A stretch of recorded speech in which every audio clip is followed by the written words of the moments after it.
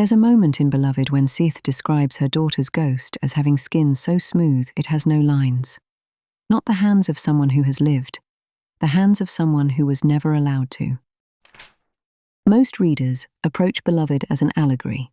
The ghost represents trauma, the past that won't stay buried, the sins of slavery returning to demand their due. This is a reasonable interpretation, and it's also exactly what Morrison was working against.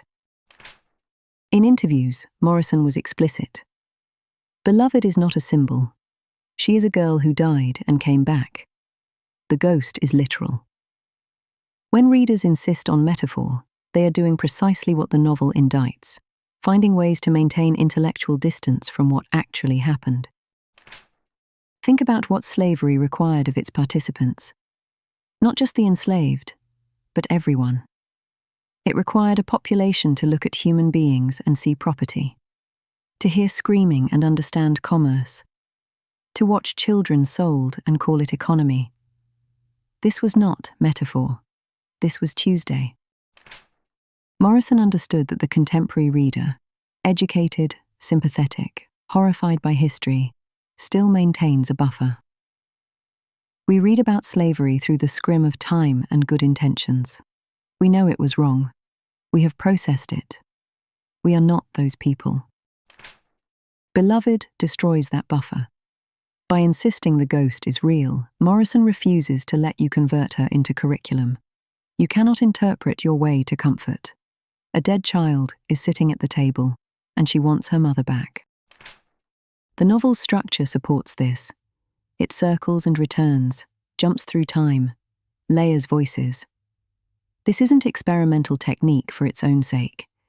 It's how trauma actually works. It doesn't organize itself into chronology for your convenience. It erupts. It repeats. It sits down next to you and doesn't leave. Seth killed her daughter to save her from slavery. This is the fact the book orbits without ever fully landing on. Morrison doesn't give you the scene until deep into the novel, and when she does, she gives it from multiple angles. None of them resolve into judgment. None of them tell you how to feel. Because how should you feel?